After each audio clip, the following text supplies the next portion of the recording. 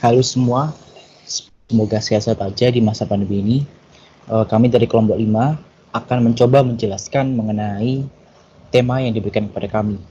Sebelumnya perkenalkan, di sini dari kami kelompok 5 ada Albertus Hairudeh Pratama, saya sendiri, Ninyoman Melia Elviana, Nicholas Kevin Haryono Putra, Seri Tania Intan, Elson Wiranta Pasang, dan Maria Ivana Artanti. Di sini kami akan mencoba menjelaskan mengenai distribusi diskrit, tentang distribusi geometrik dan hipergeometrik, dan juga nanti distribusi kontinu, yaitu distribusi chi-square. Pertama, kami akan membahas mengenai distribusi geometrik. Sebenarnya kita harus tahu apa sih definisi dari distribusi geometrik tersebut.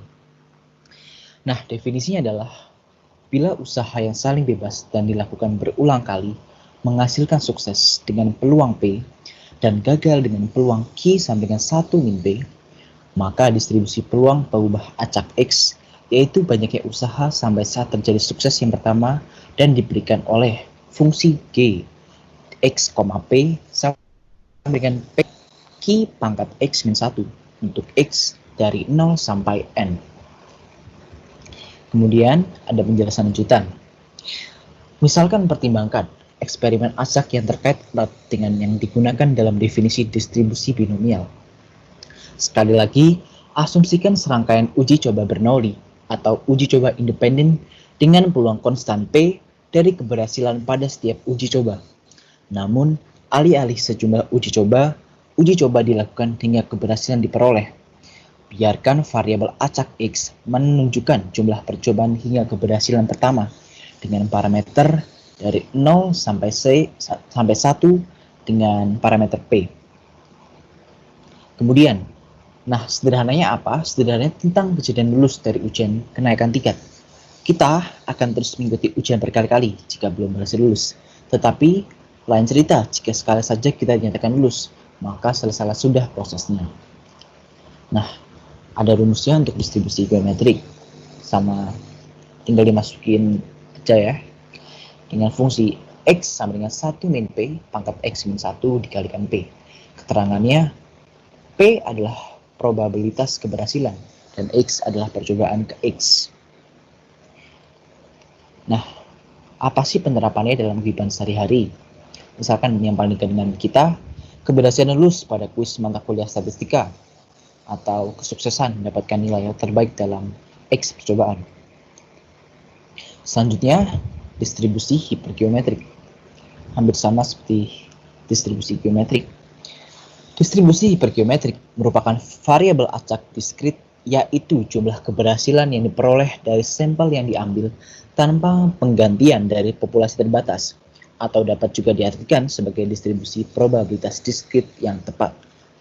Distribusi di mana satu set objek N berisi objek K yang diklasifikasikan sebagai keberhasilan, objek N sampai K diklasifikasikan sebagai kegagalan, dan sampel ukuran N objek dipilih secara acak atau tanpa penggantian dari objek N, di mana K kurang dari sama dengan N dan N kecil kurang dari sama dengan N besar. Nah, sama seperti distribusi geometrik, ada rumusnya. Tinggal dimasukin juga. Operasinya seperti matriks. Fungsi X itu matriks K dan X dikalikan N min K dan N min X dibagi N besar dan N kecil. Keterangannya, N itu adalah ukuran populasi, N kecil ukuran sampel, K banyaknya unsur sama dalam populasi, dan X itu banyaknya peristiwa sukses. Penerapannya, satu, untuk menghitung produk gagal dalam satu lintasan produksi suatu perusahaan. Lalu jumlah orang yang ditemui dengan nama X dengan nama tertentu. Lalu jumlah koin yang terambil dalam kendi. Selanjutnya, contoh soal distribusi geometrik. Pada saat waktu sibuk, sebuah papan saklar telepon sangat mendekati kapasitasnya, sehingga penelpon mengalami kesulitan melakukan hubungan telepon. Mungkin menarik untuk mengetahui jumlah upaya yang perlu untuk memperoleh sambungan. Andaikan bahwa kita mengambil P sama dengan 0,05 sebagai peluang dari sebuah sambungan selama waktu sibuk. Kita tertarik untuk mengetahui bahwa 5 kali upaya diperlukan untuk suatu sambungan yang berhasil. Penyelesaiannya sama dengan rumus yang diberikan tadi. Fungsi Px dengan G, X, P, langsung dimasukkan rumus 0,05 dikali 90,95 pangkat 4. Dan hasilnya adalah 0,041. Kemudian, soal selanjutnya mengenai distribusi geometrik. Pada seleksi karyawan baru sebuah perusahaan, terdapat 3 dari 10 pelamar sarjana komputer sudah mempunyai keahlian komputer tingkat advance dalam pembuatan program.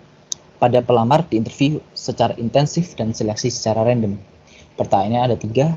Hitunglah persentase yang diterima dari jumlah pelamar yang ada. Dan B. Berapa probabilitas pertama kali pelamar diterima pada 5 interview yang dilakukan. Dan C. Berapakah rata-rata pelamar yang membutuhkan interview guna mendapatkan satu calon yang mempunyai advanced training. Kita jawab yang A.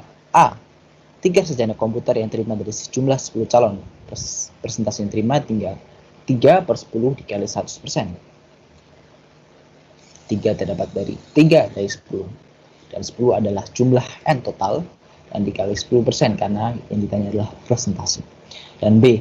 Berapa probabilitas pertama kali pelamar diterima pada 5 interview yang dilakukan? Sama seperti soal sebelumnya, tinggal masukkan rumus P Q X pangkat min 1 untuk X itu berjumlah 5 kali. Masukin rumus F5 0,3 sebagai peluangnya, peluang yang tadi dijelaskan, dikali Q 0,7 pangkat 4. Pangkat 4 dari 5 min 1. Dan hasilnya adalah 0,072. Kemudian soal C.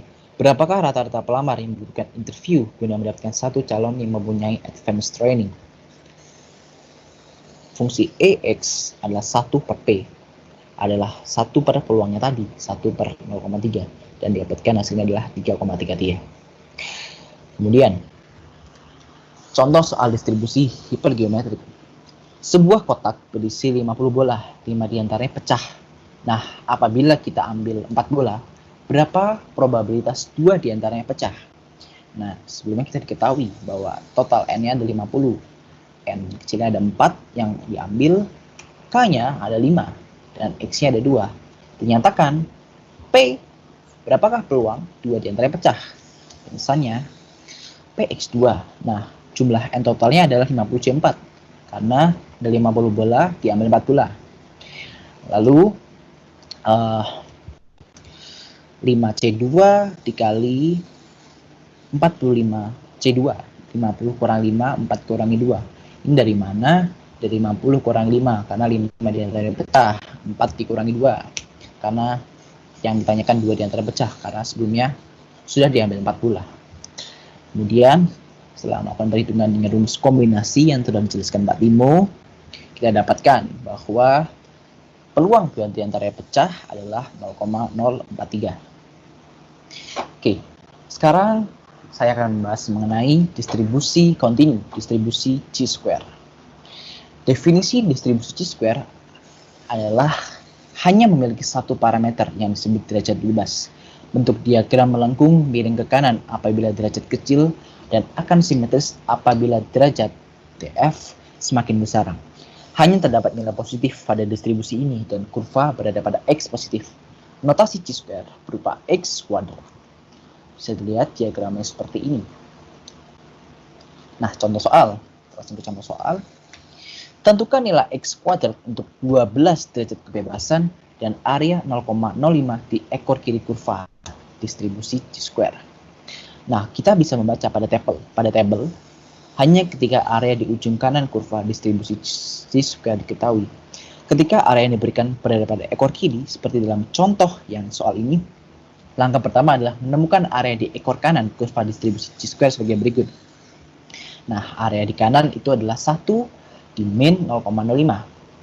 Karena dan area 0,05 ekor di kiri. Jadi untuk mengetahui di kanan tinggal 1 dikurangi 0,05. Ya. Maka hasilnya dapatkan 0,95. Nah, kita dapatkan 0,95 dan datanya adalah 12 titik kebebasan. Maka dari tabel kita dapatkan nilai dari XYZ itu adalah 5,226. Nah, sehingga grafik yang didapatkan itu seperti ini. Areanya adalah 5,226 dengan shaded area adalah 0,95. Semoga teman-teman paham dengan apa yang saya jelaskan mengenai distribusi geometrik, hipergeometrik, dan juga distribusi chi-square. Semoga teman-teman sehat-sehat aja. Terima kasih atas kebersamaannya.